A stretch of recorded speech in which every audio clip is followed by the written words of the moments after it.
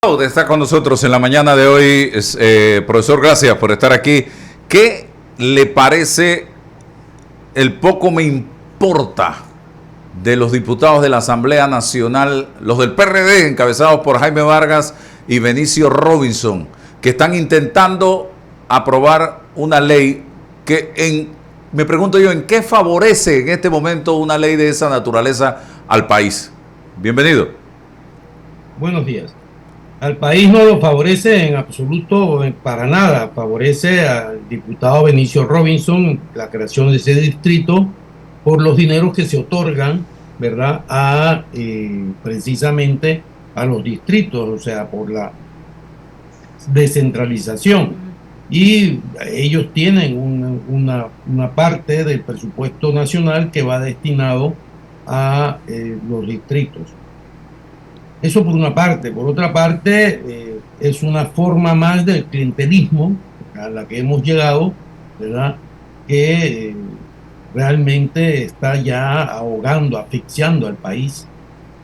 Y por otro lado, si esos son los objetivos que se busca, siendo esos los objetivos que se buscan, lo más lamentable es ver realmente la descomposición ya política de la Asamblea a unos extremos tremendos, ¿no? Negarle la palabra a un diputado es un signo de autoritarismo, casi diría yo dictatorial, que nos indica que, bueno, que la democracia panameña está gravemente herida, de verdad, gravemente herida, y que esto no parece que se vaya a detener, sino por el contrario, diera la impresión que se va a profundizar esta situación.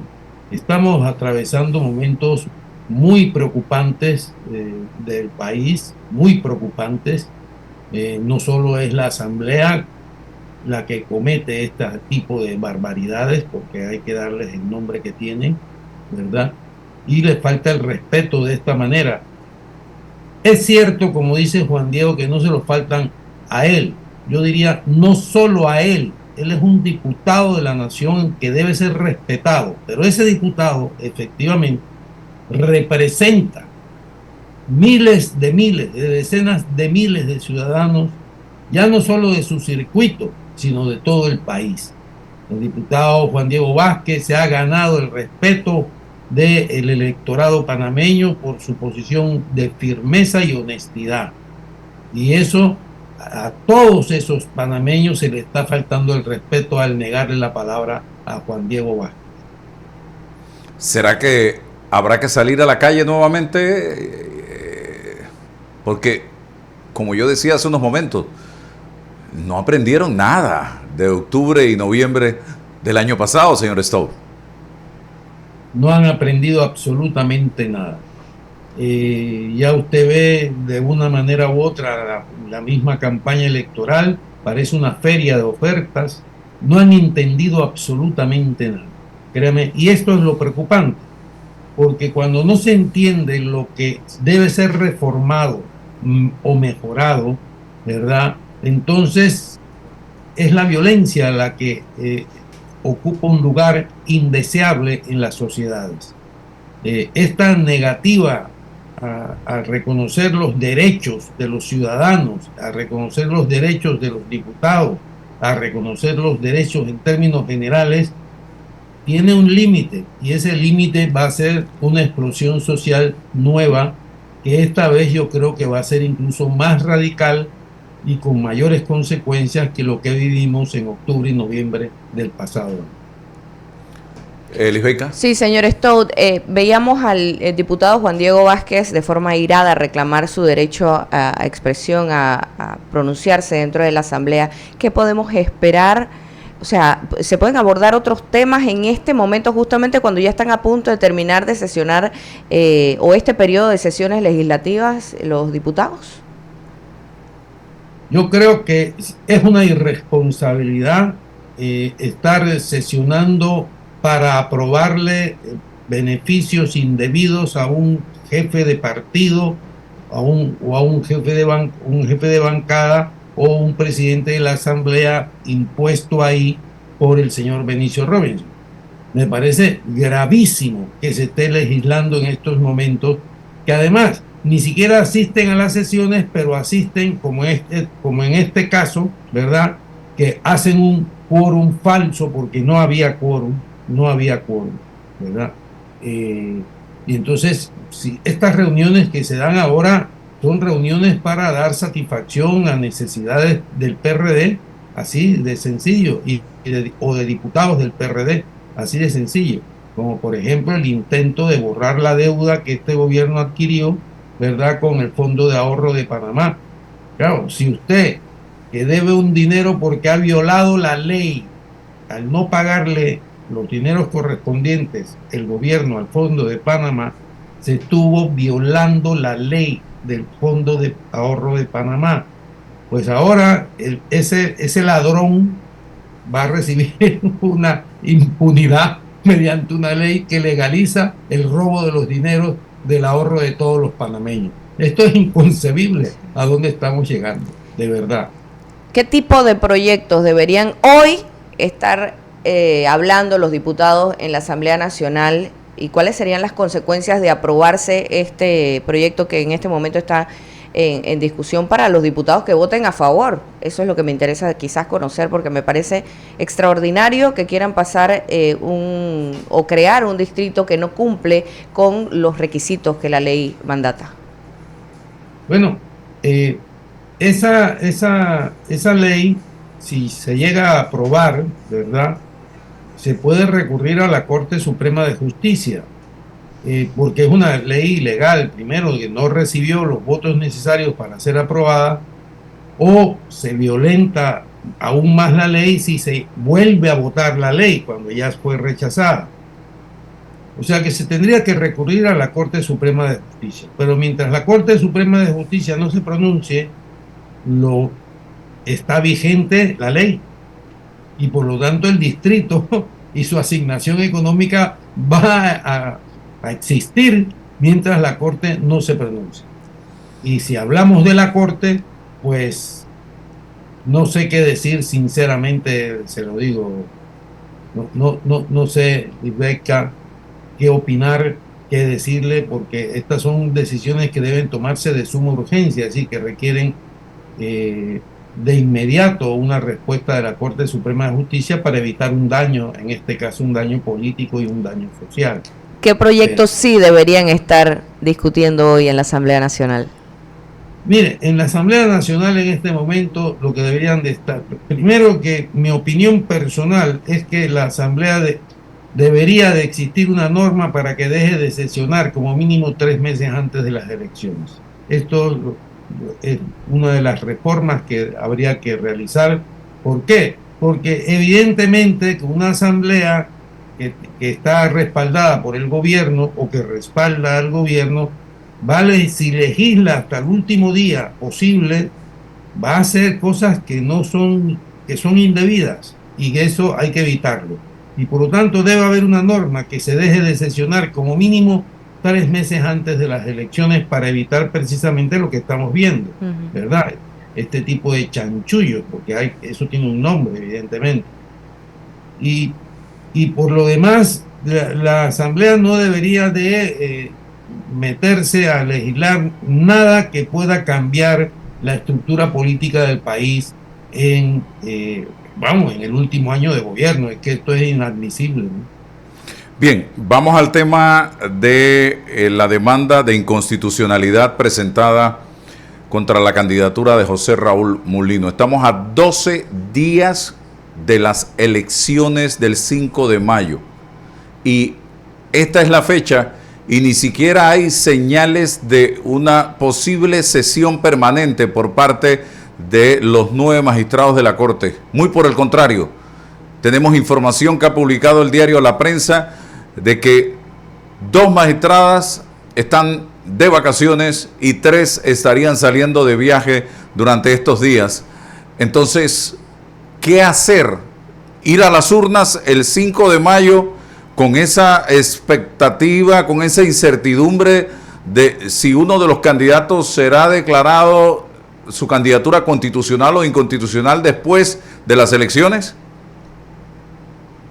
Mire, don Álvaro, la situación es verdaderamente preocupante. y quisiera explicar un poco la historia inmediata de este asunto. Esta situación empieza a preocupar cuando el presidente de la República hace unas declaraciones hace muy pocos días respecto a que él opinaba como presidente, sí lo dijo además, está grabado, que José Mulino debería de correr. Con lo que, por primera vez, y lo digo con toda seriedad, el presidente de la República se entromete en las funciones de otro órgano del Estado y en un tema de enorme importancia. Eso a mí me asombró y creo que asombró a todos. A todos. Esas declaraciones vinieron 48 horas después o 24 horas después, respaldadas por declaraciones del diputado de San Miguelito Pineda, en el mismo sentido, diputado del PRD, en el mismo sentido, lo que incrementó, digamos, el interrogante de, bueno, ¿esto qué es? ¿Qué está ocurriendo? ¿Qué es lo que está pasando? ¿Verdad? Además, es un diputado de la Asamblea. Acuérdese que la Asamblea es el órgano que juzga a los magistrados. Bueno, se esperaba que el viernes, al cerrar el periodo de opinión de los ciudadanos respecto a esa inconstitucionalidad o no, el lunes, ayer, debió haber un pleno de la Corte para examinar la ponencia que debe el magistrado Arrocha proponerles, para en un tema de 24 horas dictar sentencia. Eso es un tema que no tiene ninguna complejidad, es un tema que está clarísimo, no es complejo como era el contrato minero, y el contrato minero tuvo que ser examinado en profundidad, todo él, y ya usted ve, se encontraron 25 violaciones a la Constitución. Esto requiere de la opinión sobre un solo tema, un solo punto, ¿es constitucional o no? Y creo que lo único que hay que consultar son 3 artículos. Por lo tanto, ¿cuál es el problema para que hoy no tuviéramos ya una sentencia?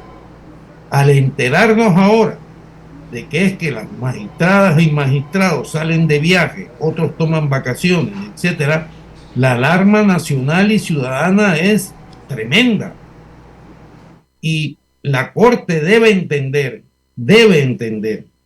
que la legitimidad que conquistó con el fallo contra el contrato minero la puede perder en cuestión de segundos, pero de segundos si no cumple con su deber y no lo cumple a tiempo. Quiero decirle, don Álvaro y Limeika, que de nada sirve un fallo posterior al 5 de mayo porque hay sustracción de materia, lo que agrava la situación porque tendríamos un presidente electo carente de legitimidad. Es decir, esto es una situación intolerable, inadmisible, y además tendríamos una Corte Suprema de Justicia en una crisis de legitimidad frente a la ciudadanía tremenda. Están llevando al país con estas actuaciones de verdad a una situación abismal y muy rápidamente. Esto es lo que yo le puedo comentar. Mi preocupación es enorme, al igual que la de otros muchos panameños que se percatan de que esto es una situación que de verdad no se puede entender cómo son capaces de empujar al país hacia este abismo. Señor Stout, una situación similar nos tocó vivir en el 2014, cuando se demandó también la inconstitucionalidad de la candidatura de la señora Marta Linares, y el fallo se produce meses después de concluidas las elecciones, pero en ese momento había perdido José Domingo Arias, cosa que no sabemos qué vaya a pasar en este momento. Claro, es decir, todo esto es una situación de verdad muy extraña y da pábulos, como dicen algunos autores y comentaristas, da pábulos a pensar que aquí hay acuerdos detrás de la recámara, ¿no? O sea, que aquí hay acuerdos entre el gobierno y sectores de la oposición, pero esos sectores deben entender que están empujando al país a una crisis muy grave y muy profunda, ¿verdad?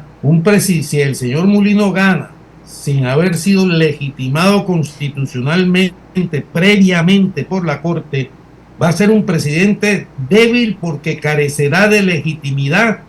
Y cuando usted carece de legitimidad, la forma de mantenerse en el poder es la violencia del Estado. Eso debemos tenerlo clarísimo. Y se han dado rumores en la calle de que hay acuerdos entre sectores de la cúpula del PRD y sectores de la cúpula de RM en este momento, que pudieran ser la causa de lo que está sucediendo en estos instantes con este tema de la candidatura de José Raúl Mulino. Se habla de reuniones en algunas áreas de la ciudad capital en las que han participado miembros de ambos colectivos, estimados amigos que nos sintonizan en este momento, y que pudieran llevarnos a que se produzca una especie de pacto de no agresión. Yo no te investigo, tú no me investigas, y de que frente al resultado de una elección con mayoría PRD en la asamblea y mayoría PRD, mayoría RM en la asamblea, pudiera darse una alianza entre ambos colectivos. Todo eso es parte precisamente de los rumores que están surgiendo en estos instantes en el plano político, señor Stout.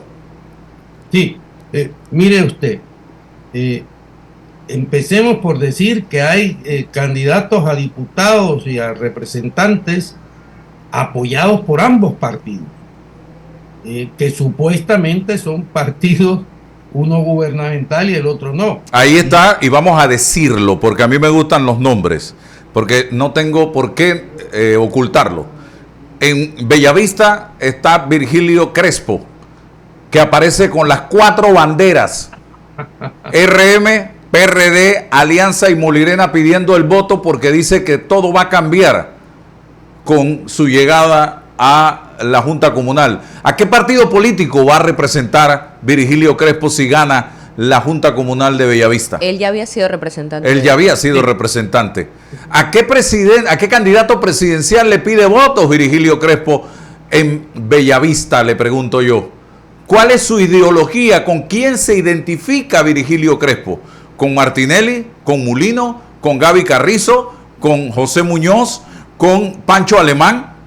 Y lo mismo está pasando con el señor Jorge Ramos en Capira, que es el candidato a diputado, curul que hoy tiene Yanivel Ábrego. Él es pariente de Yanivel Ábrego, y el señor el sábado, señor Stout, salió a la calle con gorra de RM a apoyar a Mulino, estaba al lado de Mulino, se levantaron las manos en señal de triunfo, pidió voto para Mulino, pero el domingo andaba con una gorra que decía Gaby, caminando con Gaby, y está en las 4 papeletas, Alianza, RM, Molirena y PRD. Lo mismo Dana Castañeda en el circuito allá en Coclé, en La Pintada, y lo mismo está pasando con el señor Nelson Jackson allá en Colón, y así hay un montón de gente más, el señor Junior Herrera en Chame y San Carlos, que son híbridos, gobierno y oposición, señor Eugenio Stout. Bueno, todos esos comentarios populares que se hacen respecto a una posible alianza está más que fundamentado. O sea, es obvio, es público que existe una alianza entre el Partido Revolucionario Democrático y sus aliados con RM, el partido Realizando Metas de Martinelli, y sus partidos aliados. Eso es evidente, eso está en los hechos, ¿no? Usted lo está señalando de una manera muy, muy evidente, muy clara. Pero claro, o sea, tómese en cuenta también que el señor José Raúl Mulino, candidato del señor Martinelli, ha dicho cosas que son preocupantes. Él habla de una constituyente originaria, por una parte, y por otra parte habla de que va a ayudar penalmente al señor Martinelli. Es decir, yo me temo que aquí se esté fraguando una alianza cuyo uno de sus costos a pagar es la amnistía al señor Martinelli y a todos los juzgados, condenados o procesados de su gobierno. Y esto sería una burla a la justicia muy grave, muy grave. Esto sería, el final de toda legalidad en este país y entraríamos en una etapa de descontrol absoluto, en el que incluso se podrían dar circunstancias tan alarmantes y preocupantes como un golpe de Estado, porque eso sería de alguna manera un golpe de Estado. Eso significaría que esa constituyente originaria convocada, si llega a tener mayoría de diputados constituyentes del señor Mulino, en este caso el partido RM, puede destituir de un solo plumazo a todos los magistrados de la Corte, puede cambiar el país, puede derribar el obstáculo que impide que un presidente se reelija. Tendríamos eso, una dictadura civil. En este caso, no quiero decir yo que convocar una asamblea constituyente originaria sea en sí mismo malo. No, eso va a depender de quién la convoque, con qué objetivos se convocan, quiénes están de acuerdo en convocarla, etcétera, etcétera. Pero evidentemente lo que estamos nosotros escuchando es de que es para hacer una amnistía que perdone delincuentes condenados. Esto es gravísimo, de verdad. ¿Eso lo aprobaría? ¿Eso lo aprobaría la Asamblea? Sí. Una pregunta, frente a una asamblea constituyente originaria que no está contemplada en la Constitución actual de la República, ¿el gobierno tendría que hacer nuevas elecciones? Tendría que hacer elecciones para constituyentes, ¿verdad? O sea, y puede funcionar, las dos asambleas pueden funcionar mientras la asamblea constituyente lo permita, ¿verdad? O sea, la asamblea constituyente reunida puede decidir que la asamblea elegida en las elecciones anteriores siga funcionando mientras ellos elaboran la nueva constitución. Pero hay que tener claro que una asamblea constituyente asume todo el poder del país, es decir, va a constituir el Estado, ¿verdad? No hay norma por encima de la constituyente, porque la constituyente es la que constituye, es la que va a elaborar esas normas. Por lo tanto, cuando se habla aquí de una asamblea constituyente originaria convocada por el señor Mulino, realmente es de preocupación, es de mucha preocupación. Claro que incluso electoralmente él no tiene una mayoría, él tiene una minoría mayoritaria. Piense que aunque él tuviera el 26, 27%, el 70 y tanto por ciento del país no está con él. Y es lo que yo digo, o usted gobierna democráticamente o usted va a usar la violencia para mantenerse en el poder. Y esto es lo tremendamente preocupante. La decisión del gobierno de Panamá de llamar a consulta ayer a la embajadora de Nicaragua, ¿qué opinión le merece luego de toda la burla? Porque ha sido una burla de la embajadora de Nicaragua en Panamá, del gobierno de Nicaragua en Panamá, de patrocinar todo lo que ha pasado en esa sede diplomática desde el momento en que allí se asiló el señor Ricardo Martinelli. ¿Qué piensa usted de esto? Mire, aquí hay, don Álvaro, un escenario de burla, porque yo cuando me percaté de que se había llamado a consulta al señor embajador de Panamá en Nicaragua, me pareció que el gobierno se está burlando de los panameños. ¿Por qué? Y le voy a decir por qué me parece una ofensa muy grave a la nación panameña. Se ha permitido que el señor Ricardo Martinelli haga campaña descaradamente durante meses, todos los meses en que ha estado escondido en la embajada de Colombia, y no se ha hecho nada por impedirlo.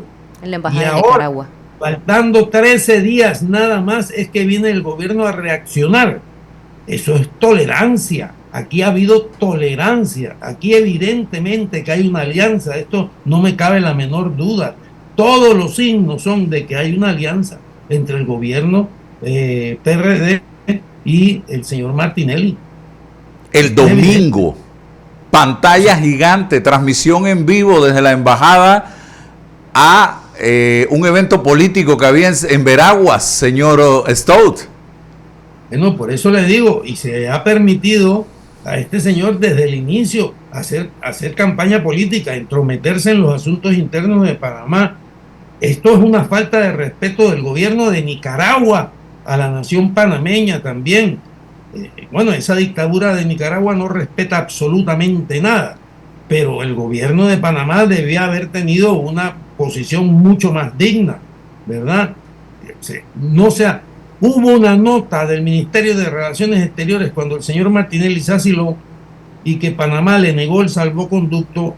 La ministra de Relaciones Exteriores envió una nota diciéndole a la embajadora que según los convenios internacionales el señor Martinelli tenía prohibido intervenir en los asuntos políticos internos de Panamá.